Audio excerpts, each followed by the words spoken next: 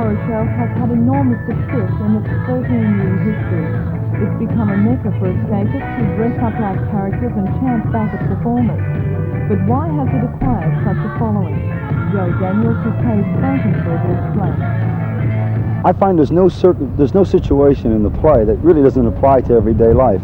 Well, we find it all the time because we know the script. No matter what we do or say, we're pulling lines out of the play, which apply to everything we do. So I think that's it. Everybody can relate to it. What about the cast includes some household names in roles we've never seen them in before.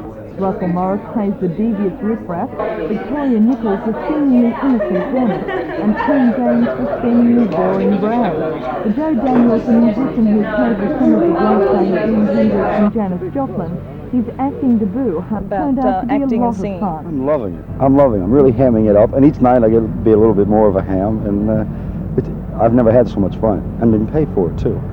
The show's season in Newcastle begins tomorrow night.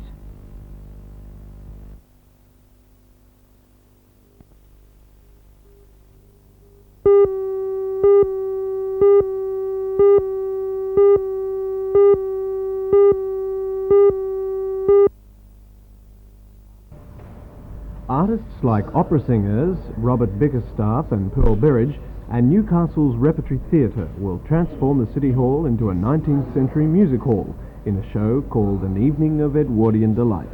Organisers encourage the public to come in Edwardian dress to add to the atmosphere. And so what we decided to do was flesh out the whole thing as a music hall night. So we'll have community singing, some original Victorian monologues and that type of thing, and filling out the second half with excerpts from opera, Victorian songs, Negro spirituals, things like On the Road to Mandalay. So it's a very wide-ranging as far as appeal goes. The program begins tonight in the upstairs auditorium at City Hall at 8 o'clock.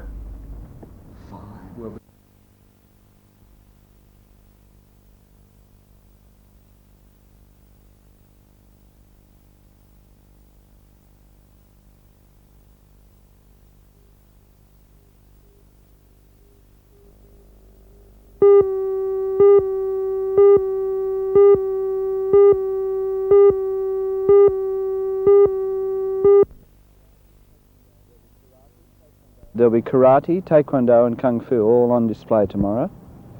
And a lot of entries.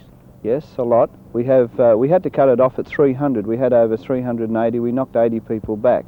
We have to finish at 5:30 tomorrow, so we had to knock it back to 300 entries. And they're coming, incidentally, from all over Australia, from as far away as Townsville, Melbourne, South Australia, and I think there's also a couple of contestants from New Zealand.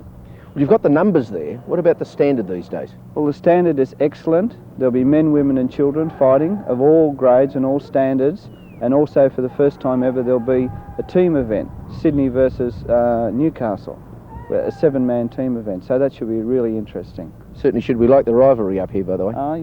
Yes, for sure. I think it should be. In the Sydney team there will be a few Australian national team members, current Australian team members, so it should be a really good bout against Newcastle. And of course the world titles are here next year. Yes, the world titles will be held in Sydney next year, and some of the people on display tomorrow will be in the world titles next year.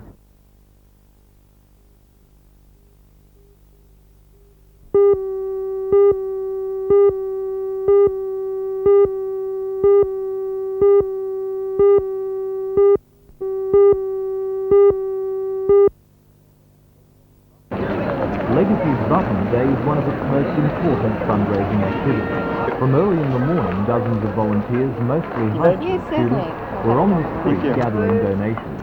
In total, 200 people worked long hours to make the day success. The money is going to the wives and children of deceased services who face financial difficulties. At Legacy House in Bolton Street, a steady stream of collectors returned to have their donations counted. Last year's fundraising drive raised $26,000 in Newcastle and Lake Macquarie. When today's taking is tallied, we hope the local branch will have beaten that figure.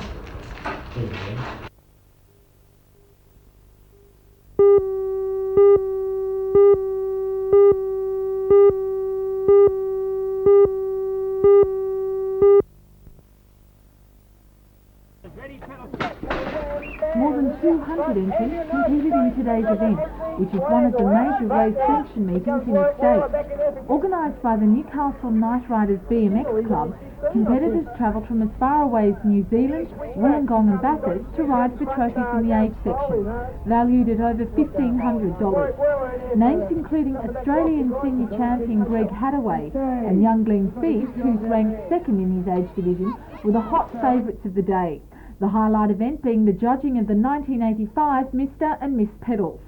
It's the first time this year that the event has been open to all age divisions, and those competitors with perfect round scores throughout the day's competition were eligible for the prize trophies.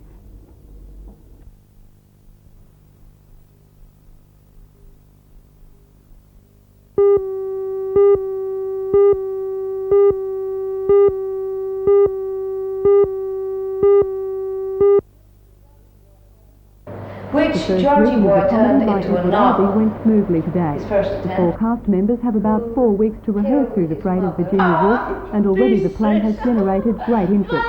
The calibre of the actors and actresses is a major draw card. The play's four characters are portrayed by Lindy Davies from Melbourne, Vic Werner and Lee Rice from Newcastle, and Anne Penny. They're stand for her role as Molly Jones in Country Practice. Although she left the program 7 months ago, the popularity of her character has made it a difficult role to walk away from. And the play offered great diversity, but had its drawbacks. The fact that I did it 5 days a week, and it became very difficult to raise that sort of energy that I needed for Molly, and that repetition of having to go out and fight battles every day, which is what Molly did. Finding that energy, I found that became very draining after a while. Are you looking forward to getting away from the cameras and back on stage? Yes, I'm very excited about that. Yes, ideally I'd like to juggle all three, film, television and stage, but that is being terribly idealistic in this industry. Now you must have had lots of offers. Why did you choose this play? Because of the part. I found I have had a few offers, but this is a part that really appeals to me, and it's a challenge, and I decided it would be best to do a challenge, something that's challenging for me.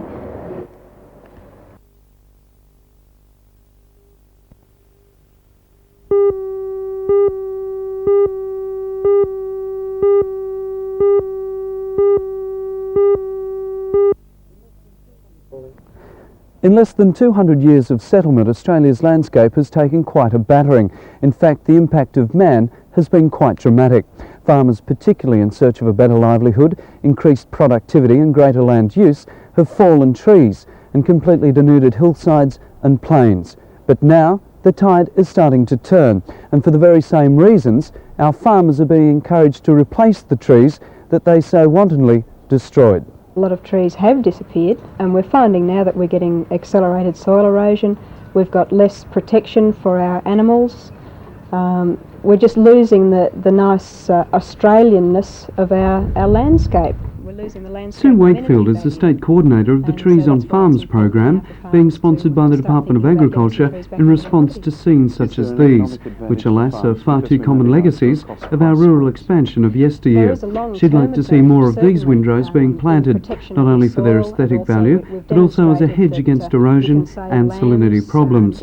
Sue says that in the absence of any taxation incentives, farmers must be encouraged to replace lost trees for their long-term economic benefit, as shelter for crops and stock, and as a fodder reserve during times of drought. There is a long-term advantage, certainly, in protection of your soil, and also we've demonstrated that you can save lambs in cold conditions. You get better growth rates of animals in hot weather when they're given adequate shade. So that there certainly is economic incentive, but it's over a long term.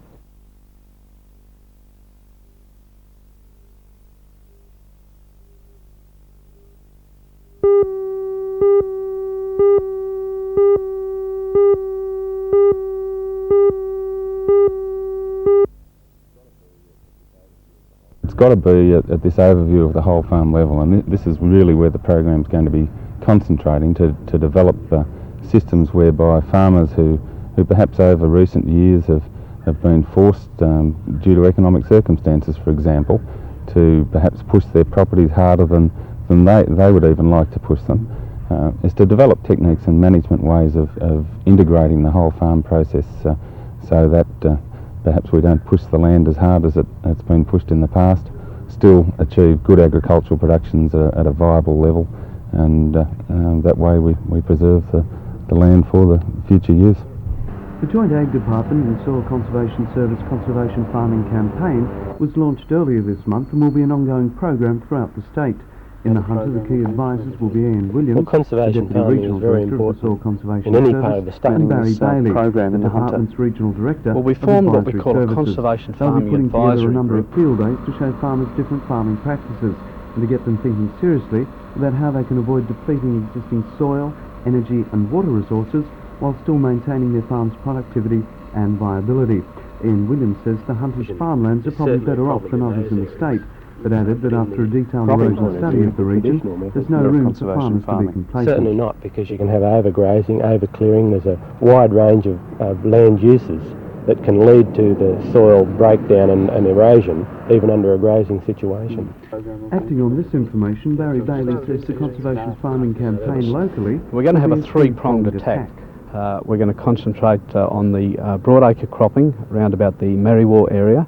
The second prong will be on the grazing industries in the Hunter itself, very much the beef cattle and dairying industries, and thirdly the horticulture industries, the vineyards, the vegetable production and fruit production in the Lower Hunter and Central Coast.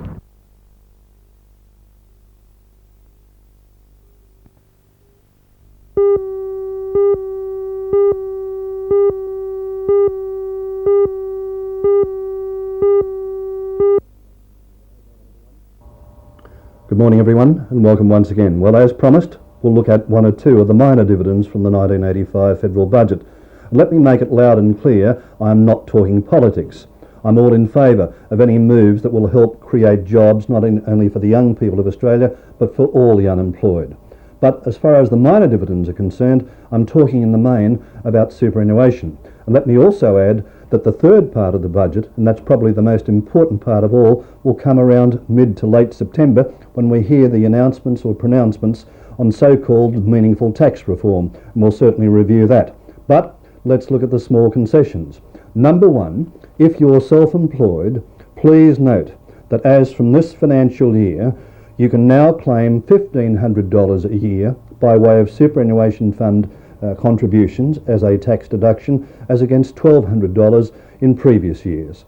Now that's an increase of $300 quite obviously, and I'm not one to look a gift horse in the mouth.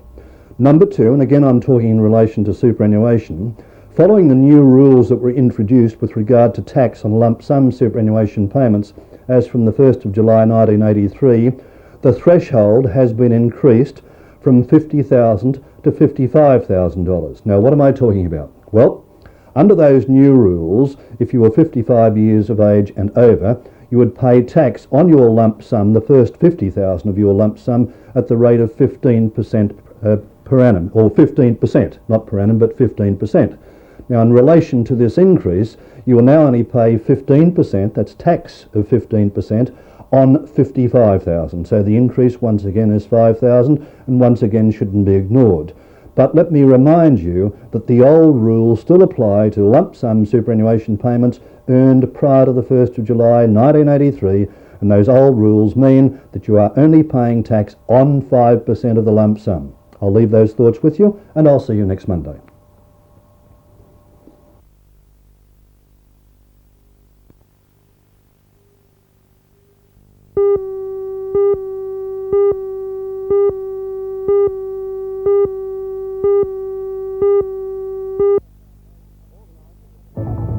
Organisers of the Waratah Bowling Club's round robin tournament have decided to go ahead with the tournament today despite being involved in industrial action with the Australian Workers' Union involving the dismissal of a greenkeeper from the club last week for allegedly fixing his car during work hours. Full details in tonight's news.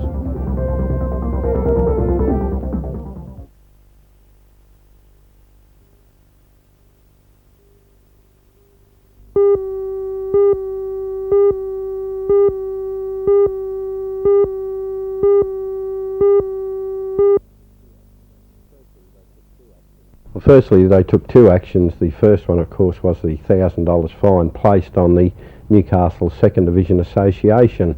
That fine was placed for their defiance of a direction from the General Committee of the Newcastle Rugby League. Secondly, the board decided to cite the executive of the 2nd Division to appear before the Board of Directors so that this matter can be straightened out once and for all. It seems that's a much softer line than the NRL originally suggested earlier this month when the whole thing blew up. Well, firstly, the NRL was concerned that the grand finals were in jeopardy. We decided that we had to do something drastic to get the games on at the times when we felt that they were in the best interest of playing them. And secondly, while this isn't as hard a line as what we took early in the month, we do feel that action had to be taken. We do feel that by speaking with the 2nd Division, hopefully, that we can resolve these problems and make sure, and the vital thing is that this sort of action never ever takes place again.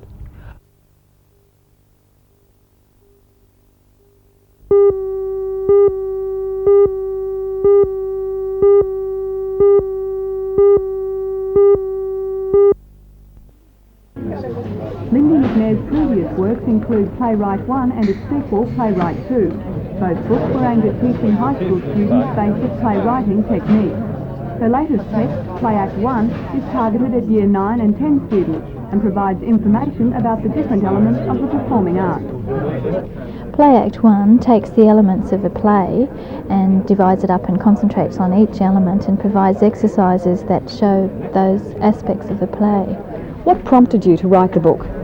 Well, there is a need, I think, in the syllabus.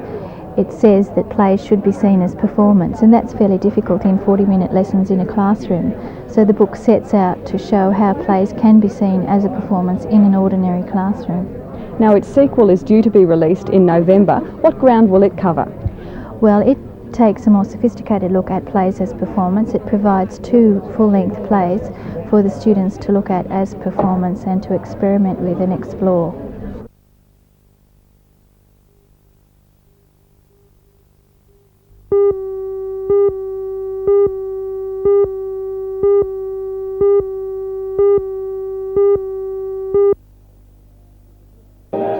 It was a glittering occasion at Newcastle City Hall last night as 24 beautiful girls from throughout the Hunter and the Central Coast paraded in evening wear. Before an appreciative audience, the girls were competing for a chance to get given the music in this New South Wales beauty contest this month. While beauty was certainly one of the criteria last night, the organisers say it's only one of many qualities that go to make the winner. Another major part is the girls' efforts at fundraising for the quest organiser, the Spastic Centre. The first winner announced last night was the region's top fundraiser so far. Tracy Skinner of Wingham was crowned Miss Charity Queen. But the big crowning of the evening was Miss Hunter Central Coast, where the cheers, tears and screams of 20-year-old Caroline Lyon Sahara was named as the winner. Today it was back to work hairdressing at the Vanity Fair salon in King Street. But for Sally Ann, very excited and very honoured. I suppose it must be one of the most important things that's happened in your life. Oh, definitely. I don't think I've had a more exciting night than last night when they actually said my name. How did you actually feel when they said, well, you've won? I stood there for a few moments and sort of thought, they didn't say me. It was only sort of a little dream passing by. And then when I realised they had, I was just absolutely ecstatic. I just couldn't believe it.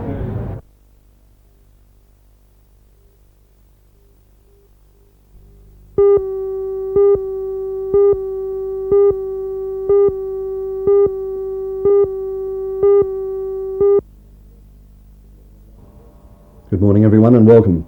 And let me say here and now I'm going to talk about one of my pet hates, late payers. What do I mean? Late payers of interest. Like tens of thousands of investors, we have interest falling due almost every month of the year. And the 1st of August was a certain day as far as we were concerned with regard to the non-payers or the late payers of Australia. In fact, we were entitled to receive on the 1st of August 9 separate interest payments or credits. One arrived on the due date, to be fair, one arrived on the due date, and the balance were 5 to 6 days late. Now we can't always blame Australia Post, and I know for a fact, after checking with Australia Post, that the fault in many cases lies with the companies concerned, and we're talking about many of Australia's leading companies. I might add there is at least one company who said to me with pride that they posted their interest checks on the day the interest was due. Now, quite frankly, I find that an amazing statement to hear. Number one, these interest payments are normally posted as second or third class mail, and I can understand why, it's to save postage, but there is no way, or it would have to be a miracle, for an interest cheque that's posted, we'll say, on the 1st of August, on the morning of the 1st of August, to arrive on the 1st of August. In some cases, allowing for weekends or 2 weekends, or other frustrations and delays, and where the mail happens to be posted, it could take, going to extremes, up to 12 or 13 days for the interest cheques to arrive. Now, quite frankly, I don't think it's good enough. Interest is due on the due date. And I'm sure if you went along to your bank manager and said, look, I'm sorry, I couldn't find somebody else to sign the cheques, I'm 2 days late, will you give me a refund of the interest? It'll laugh you out of the place. And the same thing applies with bank card. Now, if you feel as strongly about this situation as I do, it's about time you complain to the companies concerned in no uncertain terms. I'm doing my survey and I'll report the results at some time in the not too distant future. I'll see you next Monday.